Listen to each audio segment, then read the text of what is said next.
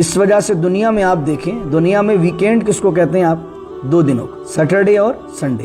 Saturday کیوں؟ کیونکہ بنی اسرائیل کے لیے یہ ہالیڈے ہے، اور سنڈے اس لیے کہ سنڈے عیسائیوں کے نزدیک حضرت عیسیٰ علیہ السلام کی پیدائش کا دن، تو عیسائیوں کے نزدیک سنڈے ہالیڈے اور یہودیوں کے نزدیک سیٹرڈے ہالیڈے۔ پوری دنیا میں چونکہ ان کا انفلوئنس ہے، اس وجہ سے سیٹرڈے سنڈے ویکینڈ ہوتا ہے، اور ہمارا ویکینڈ کب ہے؟ جمعے کا دن، بابرکت دن، عظمت والا دن۔ ہمیں کیا ہے حکم کہ ہم جمعے کی نماز سے پہلے کاروبار نہ کریں، اور اگر کاروبار کر بھی رہے تو یا ایھا الذین آمنوا اذا نودی للصلاۃ من یوم الجمعۃ فاسعوا الی ذکر اللہ، ایمان والو جب تمہیں ندا کر دی جائے جمعے کے دن اللہ کی نماز کی طرف، اللہ کے ذکر کی طرف، تو فاسعوا، دوڑ لگاؤ اللہ کے ذکر کی طرف۔ لیکن اب ہم معاشی طور پر اتنے پھنسے ہوئے ہیں، اور ایسے سسٹم میں، کیونکہ دنیا میں مسلمانوں کے انفلوئنس نہیں ہوتا، ہم 2 رکعات پڑھ کر آفس کی طرف دوڑ لگاتے ہیں کیونکہ مجبوری ہے۔ اب ضرورت ہے وہ دن ہمارا ہالیڈے نہیں ہوتا، ویکینڈ نہیں ہوتا ہمارا، تو آفیسز جانا ہوتا ہے، بزنس کرنا ہوتا ہے، جابس ہوتی ہیں لوگوں کی معاشی مجبوریاں ہیں۔ اللہ تعالیٰ ہمیں اتنی آسانیاں مہیا کر دے، اتنا رزق کی وسعت عطا کر دے، جمعے کے دن کو ہم خاص جو ہے وہ عبادت میں گزار سکیں۔ تو فرمایا اذ یعدون فی السبت، کہ وہ حد سے تجاوز کرتے تھے ہفتے کے دن۔ اذ تأتیہم، اب اللہ کی طرف سے آزمائش کیا تھی؟ وَاحْلُلْ عُقْدَةً مِّن لِّسَانِي يَفْقَهُوا قَوْلِي اللهم صل على سيدنا ومولانا محمد معدن الجود والكرم وآله وصحبه وبارك وسلم واسألهم عن القرية التي كانت حاضرة البحر إذ يعدون في السبت إذ تأتيهم حيتانهم يوم سبتهم شرعا ويوم لا يسبتون لا تأتيهم كذلك نبلوهم بما كانوا يفسقون۔ صدق الله مولانا العظیم۔ 9 سپارے کا 11 یعنی کہ 11واں رکوع ہے، اور سورہ اعراف کی آیت نمبر 163 کو ہم تلاوت کر رہے ہیں۔ اللہ رب العزت ارشاد فرماتا ہے وَاسْأَلْهُمْ عَنِ الْقَرْيَةِ الَّتِي كَانَتْ حَاضِرَةَ الْبَحْرِ، اے حبیب علیہ السلام آپ ان سے سوال کیجئے۔ کس چیز کے بارے میں؟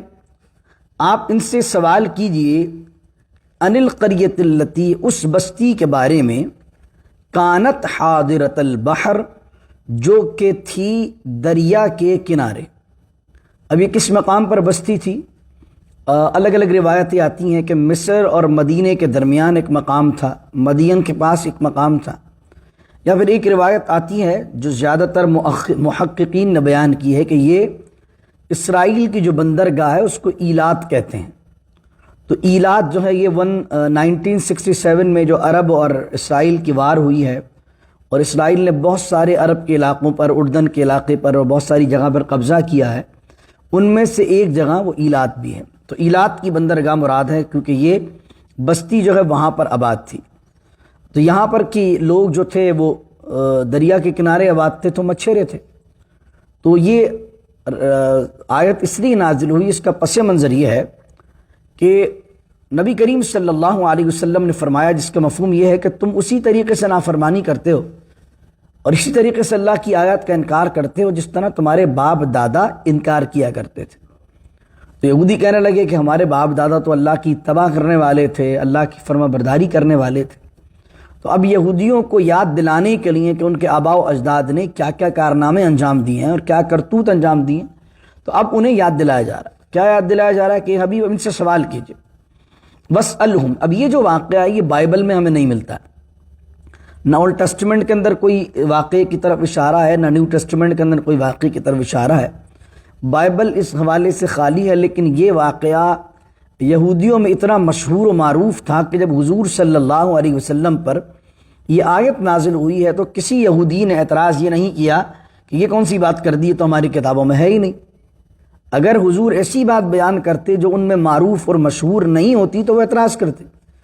تو لیکن چونکہ بائبل کے اندر ہو سکتا ہے پرانے وقتوں کے اندر ہو اور بعد میں اس واقعے کو نکال دیا گیا ہو۔ وَاسْأَلْهُمْ عَنِ الْقَرْيَةِ الَّتِي، اے حبیب ان سے سوال کیجئے اس بستی کے بارے میں جو سمندر کے یا دریا کے پاس تھی۔ اِذْ يَعْدُونَ فِي السَّبْتِ، کہ وہ ہفتے کے قانون میں حد سے تجاوز کرتے تھے۔ سبت کسے کہتے ہیں؟ ہفتے کو، سیٹرڈے، سنیچر۔ ہفتے کے قانون میں وہ یعدون حد سے بڑھتے تھے۔ ہفتے کا قانون کیا تھا؟ اللہ رب العزت نے بنی اسرائیل کے لیے جو ہفتے کا دن بنایا ہے وہ بنایا ہے خالصتاً عبادت کے لیے۔ اس وجہ سے دنیا میں آپ دیکھیں، دنیا میں ویکینڈ کس کو کہتے ہیں آپ؟ 2 دنوں کو، سیٹرڈے اور سنڈے۔ سیٹرڈے کیوں؟ کیونکہ بنی اسرائیل کے لیے یہ ہالیڈے ہے، اور سنڈے اس لیے کہ سنڈے عیسائیوں کے نزدیک حضرت عیسیٰ علیہ السلام کی پیدائش کا دن، تو عیسائیوں کے نزدیک سنڈے ہالیڈے اور یہودیوں کے نزدیک سیٹرڈے ہالیڈے۔ تو پوری دنیا میں چونکہ ان کا انفلوئنس ہے، اس وجہ سے سیٹرڈے سنڈے ویکینڈ ہوتا ہے، اور ہمارا ویکینڈ کب ہے؟ جمعے کا دن، بابرکت دن، عظمت والا دن۔ ہمیں کیا ہے حکم کہ ہم جمعے کی نماز سے پہلے کاروبار نہ کریں، اور اگر کاروبار کر بھی رہے ہیں تو یا ایھا الذین آمنوا اذا نودی للصلاۃ من یوم الجمعۃ فاسعوا الی ذکر اللہ، ایمان والوں جب تمہیں ندا کر دی جائے جمعے کے دن اللہ کی نماز کی طرف، اللہ کے ذکر کی طرف، تو فاسعوا، دوڑ لگاؤ اللہ کے ذکر کی طرف۔ لیکن اب ہم معاشی طور پر اتنے پھنسے ہوئے ہیں اور ایسے سسٹم میں، کیونکہ دنیا میں مسلمانوں کے انفلوئنس نہیں ہوتا، ہم 2 رکعت پڑھ کر آفس کی طرف دوڑ لگاتے ہیں کیونکہ مجبوری ہے۔ اب ضربت وہ دن ہمارا ہالیڈے نہیں ہوتا، ویکینڈ نہیں ہوتا ہمارا، تو آفیسز جانا ہوتا ہے، بزنس کرنا ہوتا ہے، جابس ہوتی ہیں لوگوں کی، تو لوگوں کی معاشی مجبوریاں ہیں۔ اللہ تعالیٰ ہمیں اتنی آسانیاں مہیا کر دے، اتنا رزق کی وسعت عطا کر دے، جمعے کے دن کو ہم خاص جو ہے وہ عبادت میں گزار سکیں۔ تو فرمایا اذ یعدون فی السبت، کہ وہ حد سے تجاوز کرتے تھے ہفتے کے دن۔ اذ تأتیہم، اب اللہ کی طرف سے آزمائش کیا تھی؟ اذ تأتیہم حیتانہم یوم سبتہم شرعاً، تو آتی تھی ان کے پاس مچھلیاں ان کے ہفتے کے دن، شرعاً بڑی تعداد میں، جس دن اللہ نے منع کیا تھا اسی دن مچھلیاں زیادہ آتی تھی۔ روایت میں آیا کہ وہ قریب آ کے کنارے پر مچھلیاں بھی اللہ نے ان کو اتنا سینس دیا تھا کہ وہ اچھل کے یہاں کودتی، اچھل کے یہاں کودتی، تو ان کو دکھتی تھیں ساری مچھلیاں آج تو۔ لیکن یہی آزمائش تھی۔ بعض اوقات اللہ تعالیٰ آپ کو بینیفٹ میں بھی آزماتا ہے۔ ایک کاروبار ہے، آپ کو بہت پیسے دکھ رہے ہیں اس میں، آپ کہیں یار میں تو اس میں انٹر ہوا اور میں نے ملینز آف ڈالر بنانے لیں، اور یہ تو پیسہ بنانا چٹکی کا کھیل ہے میرے لیے، تو اللہ تعالیٰ دکھا تو رہا ہے لیکن ہے حرام۔ تو یہ اللہ کی طرف سے آپ کو اپرچونٹی نہیں ملی ہے، یہ اللہ کی طرف سے آزمائش ہے کہ آپ دنیا کی دولت دیکھ کر کود پڑتے ہیں اس کاروبار میں، یا اللہ نے منع کیا تو ہٹ جاتے ہیں کہ نہیں میرے رب نے منع کیا ہے، چاہے بلینز آف ڈالر مجھے ملے نہیں کرنا۔ ان کے ساتھ بھی کیا ہوا؟ ہفتے کے دن اللہ نے انہیں منع کیا، اور ہفتے کے دن ہی زیادہ مچھلیاں آ رہی ہیں۔ وَيَوْمَ لَا يَسْبِتُونَ لَا تَأْتِيهِمْ كَذَلِكَ، اور اللہ فرماتا ہے کہ جس دن ہفتے کا دن نہیں ہوتا تھا تو اتنی بڑی تعداد کے اندر مچھلیاں نہیں آتی تھی۔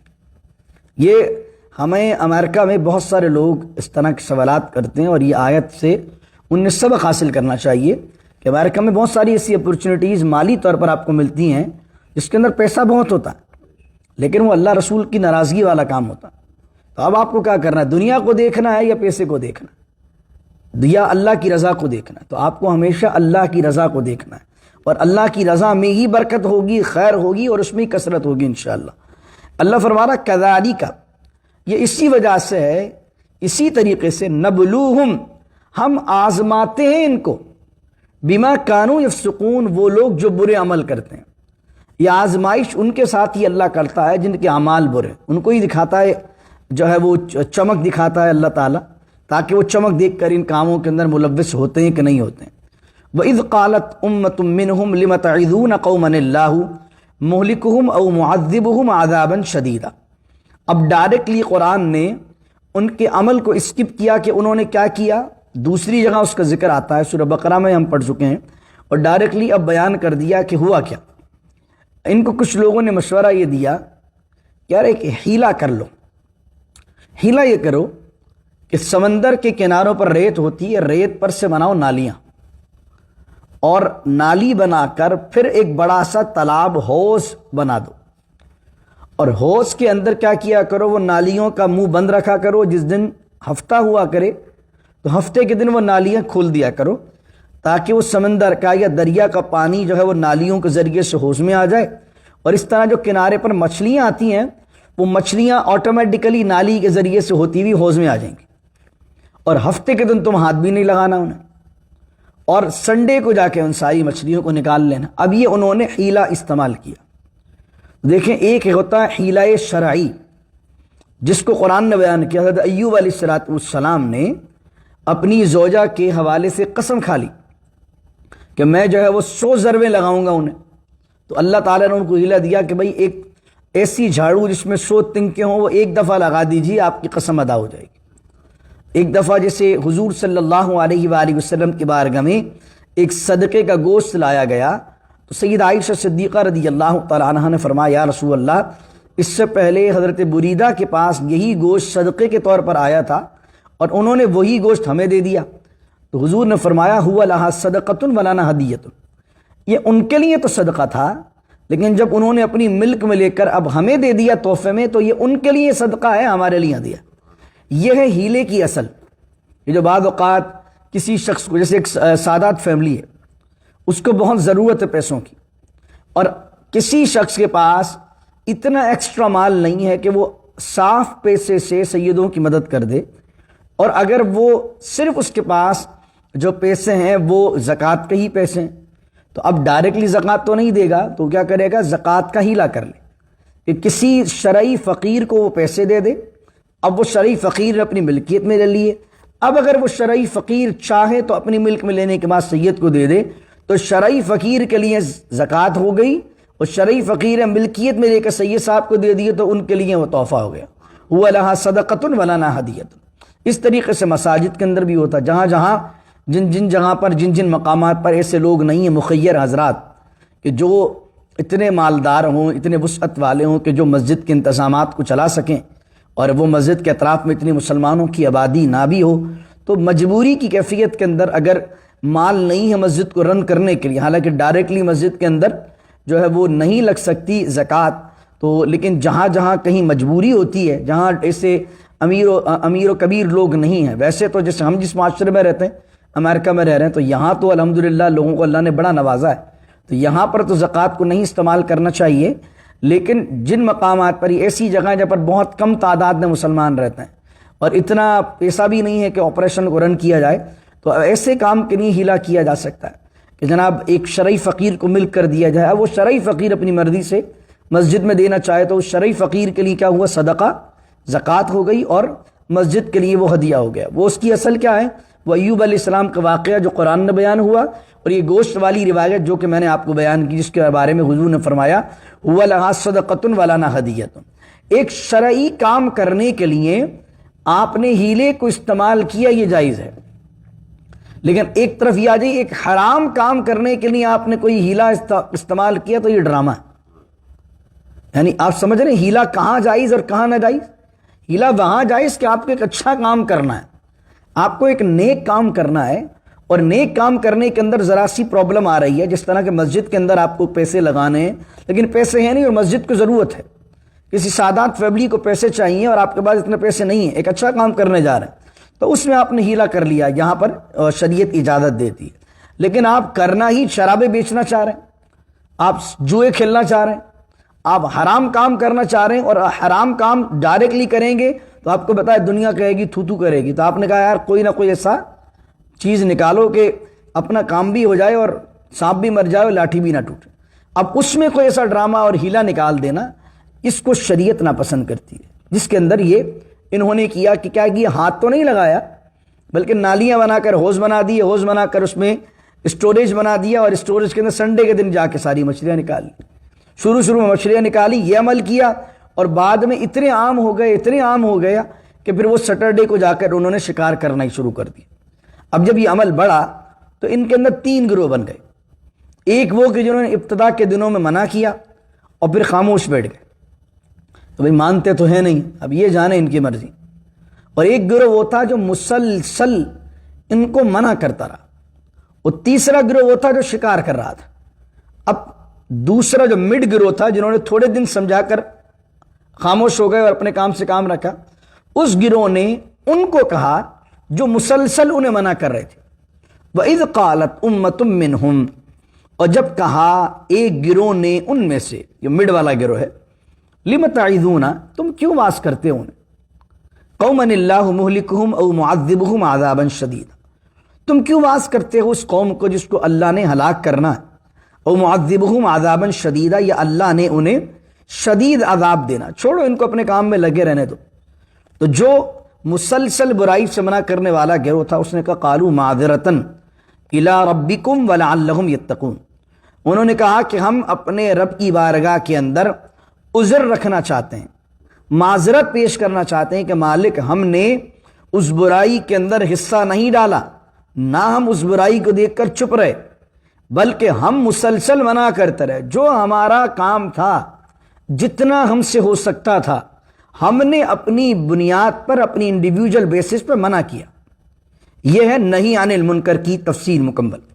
وَلَعَلَّهُمْ يَتَّقُونَ، ایک تو یہ کہ ہماری بات اللہ کی بارگاہ میں بحیثیت عذر قبول ہو جائے، وَلَعَلَّهُمْ يَتَّقُونَ، اور ہو سکتا ہے کسی کے دل پر بات لگ جائے، لَعَلَّهُمْ يَتَّقُونَ، تاکہ وہ تقوی کو اختیار کر لے۔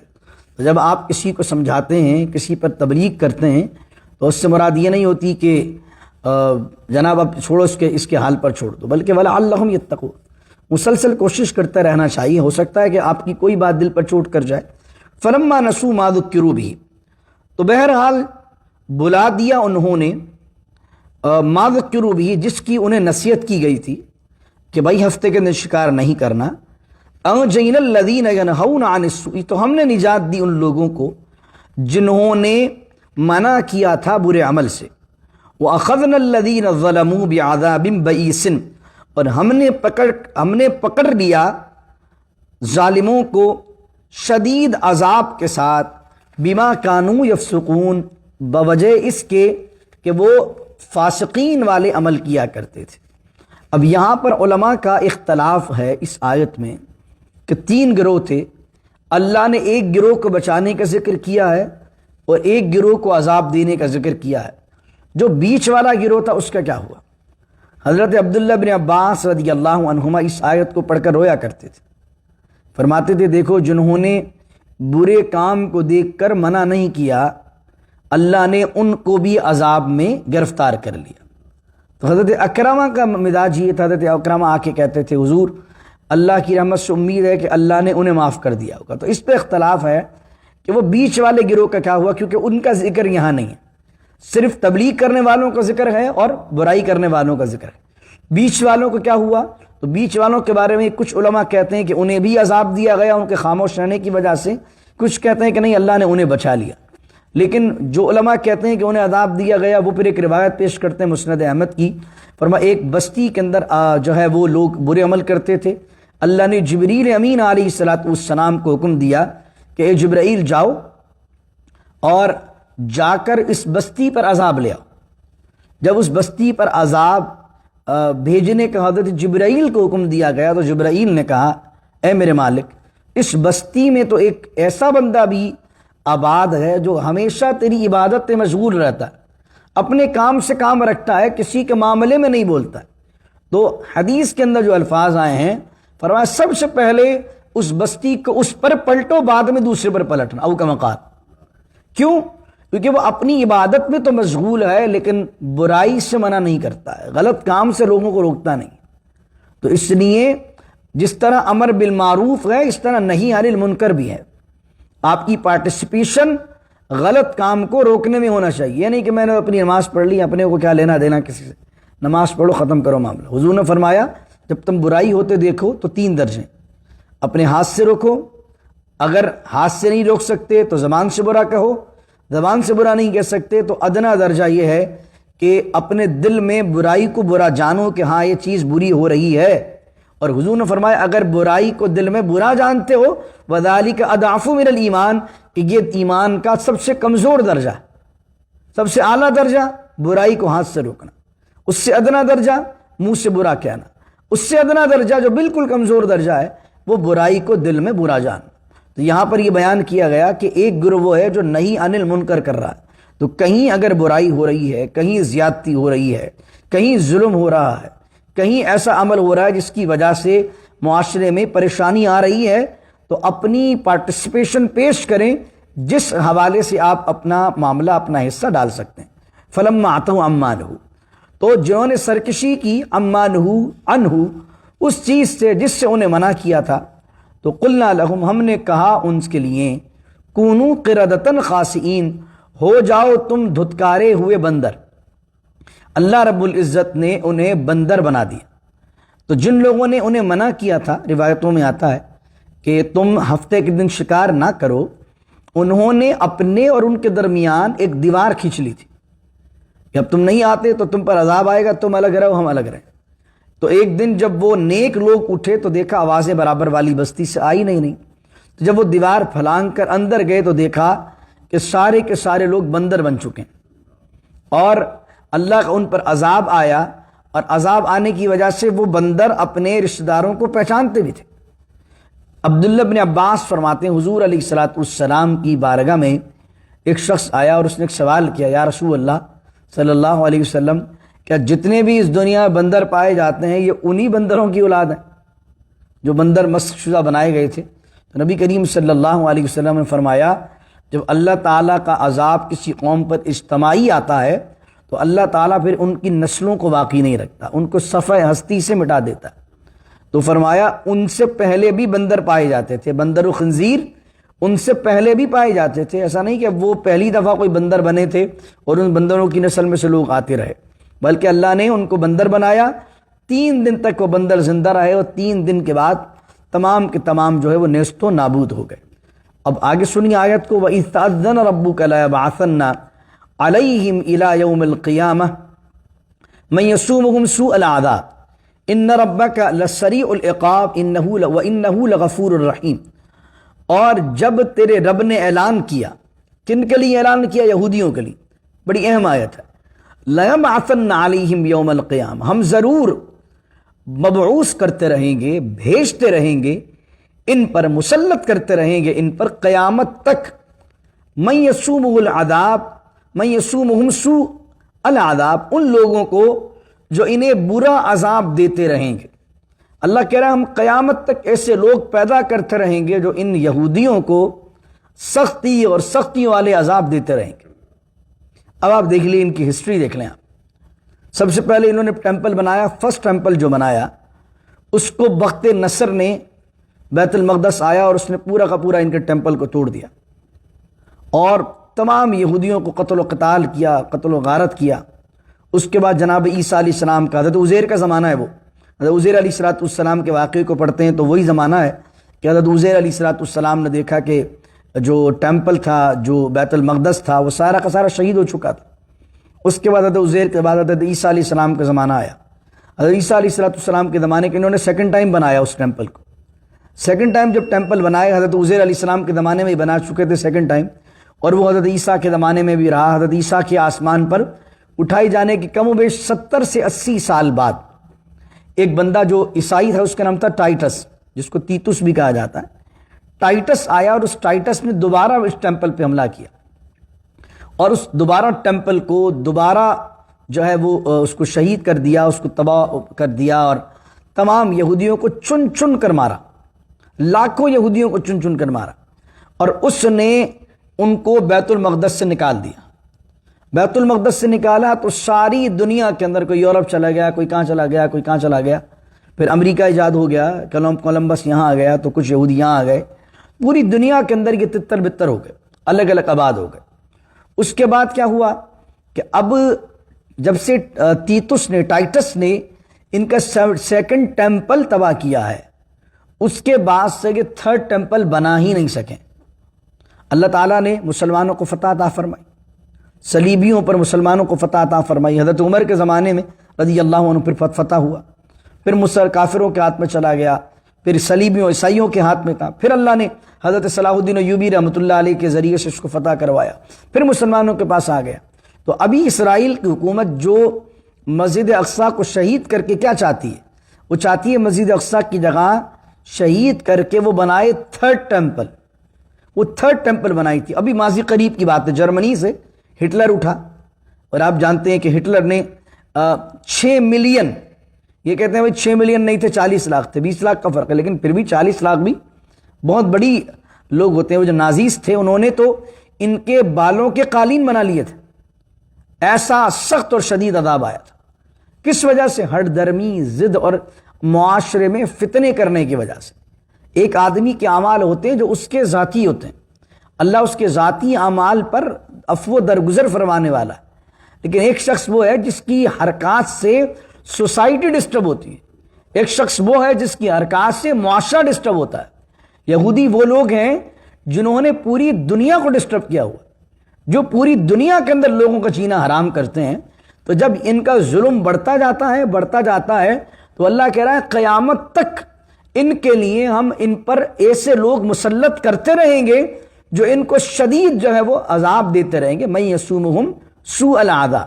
تو پتہ چلا ابھی اگر آپ کو دکھتا ہے کہ حکومت بنی ہوئی ہے، بہت پاور میں ہے، تو میں نے پچھلی دفعہ آیت گزری ہے کہ یہ اپنی حکومت قائم نہیں کر سکتے سوائے دو چیزوں کے، وَحَبْلٍ مِّنَ اللَّهِ وَحَبْلٍ مِّنَ النَّاسِ، یا تو اللہ کی رسی نے مل جائے، اللہ کی تائید مل جائے تو یہ حکومت بنا لیں، وَحَبْلٍ مِّنَ النَّاسِ، یا لوگوں کی طرف سے رسی مل جائے۔ آپ سب جانتے ہیں کہ اسرائیل کی جو ریاست قائم ہوئی ہے وہ کس نے بنائی؟ وہ برٹش نے بنائی۔ آج بھی جو قائم ہے وہ ان کی اپنی انڈیپینڈنسی کی وجہ سے نہیں ہے، وہ ڈیپینڈنٹ ہیں دوسروں پر۔ آج بھی ان کی ریاست قائم ہے، تو آپ کو معلوم ہے کن کی وجہ سے قائم ہے، آپ سب جانتے ہیں۔ ہم جس ملک میں بیٹھے ہیں اور جو طاقتیں ہیں وہ طاقتیں سپورٹ کرتی ہیں تو وہ ریاست قائم۔ تو من یسومہم سوء العذاب ان ربک لسریع العقاب وانہ لغفور الرحیم، اور بے شک تیرا رب بہت جلدی حساب لینے والا ہے، اور بے شک تیرا رب ضرور بہت بخشنے والا مہربان ہے۔ یہیں پر اس آیت کو ہم اختتام کرتے ہیں 167 کو، اور باقی کل انشاءاللہ عز و جل تلاوت کریں گے۔ دعا کیجیے اللہ رب العزت سے اللہ تعالیٰ عمل کی توفیق عطا فرمائے، اور بنی اسرائیل نے جو نافرمانیاں کی، ہٹ درمیاں کی، زدم زدہ میں آئے، خدا کی نافرمانیاں کی نعمتوں کو دیکھ کر بھی اللہ تعالیٰ اسی ناشکری سے ہمیں بچائے، اور اللہ تعالیٰ سے دعائیں اللہ ہمیں امر بالمعروف و نہی عن المنکر کی خالصتاً توفیق بخشے، اور ہمیں وہ وسعت اور طاقت دے کہ ہم اچھائی کا حکم دیتے رہیں اور آخری سانس تک برائی سے منع کرتے رہیں۔ اللہ رب العزت ہمیں اخلاص کی دولت سے مالا مال فرمائے۔ اللہ تعالیٰ اہل فلسطین کو، مسلمانوں کو یہود و نصارہ کے اور کفار کے ظلم و ستم سے نجات عطا فرمائے، بیت المقدس میں مسلمانوں کو خدمت کا موقع عطا فرمائے۔ اور قرآن کی یہ نوید ہمیں بتاتی ہے کہ وہ دن دور نہیں، وہ دن دور نہیں۔ اللہ نے کیا کہا؟ الی یوم القیامہ، آیت غور رکھیے، اللہ کہہ رہا ہے الی یوم القیامہ، قیامت تک مسلط کرتے رہیں گے۔ تو یہ کسی کا گمان ہے کہ وہ مسلمانوں کو صفحہ ہستی سے مٹا دے گا، مسلمان تو نہیں مٹیں گے، اسلام تو نہیں مٹے گا انشاءاللہ۔ اسلام تو غلبے کے لیے آیا ہے، غالب ہونے کے لیے آیا ہے، اسلام قیامت تک باقی رہنے کے لیے آیا ہے۔ اسلام کو مٹانے والوں کو اللہ مٹائے گا، اور جو ظلم و زیادتی فلسطین میں ہو رہی ہے، آپ دیکھیں اللہ کوئی ایسا بندہ پیدا کرے گا، چاہے وہ مسلمانوں میں سے پیدا کر دے، یا چاہے تو اغیار میں سے پیدا کر دے۔ ہٹلر کوئی مسلمان تو نہیں تھا، لیکن اللہ نے پیدا کر دیا۔ اللہ تو جب کام لینے پہ آتا ہے تو ابابیل سے بھی کام لیتا ہے۔ تو جب اللہ رب العزت نے کام لینا ہوگا تو قرآن یہ کہتا ہے کہ کوئی نہ کوئی اللہ ایسا مسلط کرے گا معاملہ کہ جس کے اندر ظالم کو جو ہے وہ صفحہ ہستی سے مٹائے گا۔ کیونکہ حضرت علی رضی اللہ عنہ کا بڑا خوبصورت پیغام ہے، فرمان ہے، کفر کا نظام چل سکتا ہے، ظلم کا نظام نہیں چل سکتا ہے۔ ٹھیک ہے، تو ظلم جب بڑھتا ہے، حد سے بڑھتی ہیں چیزیں، تو پھر اللہ کا کوڑا ہی برستا ہے۔ اللہ رب العزت سے ہمیں اپنی پناہ میں رکھے اللہ رب العزت ان تمام شرور سے، اور اللہ تعالی ہمیں اپنا صالح بندہ بنائے۔ بسم اللہ الرحمن الرحیم، الحمدللہ رب العالمین والصلاة والسلام علی اشرف الانبیاء والمرسلین۔ ربنا ظلمنا انفسنا وان لم تغفر لنا وترحمنا لنكونن من الخاسرین۔ رب اجعل لي مقیم الصلاة ومن ذریتی ربنا وتقبل دعاء۔ ربنا اغفر لي ولوالدي وللمؤمنين يوم يقوم الحساب۔ اللهم ربنا أتمم لنا نورنا واغفر لنا إنك على كل شيء قدير۔ إن الله وملائكته يصلون على النبي يا أيها الذين آمنوا صلوا عليه وسلموا تسليما۔ اللهم صل على سيدنا ومولانا محمد معدن الجود والكرم وآله وصحبه وبارك وسلم۔ سبحان ربك رب العزة عما يصفون وسلام على المرسلين والحمد لله رب العالمين۔ لا إله إلا الله محمد رسول الله صلى الله عليه وسلم۔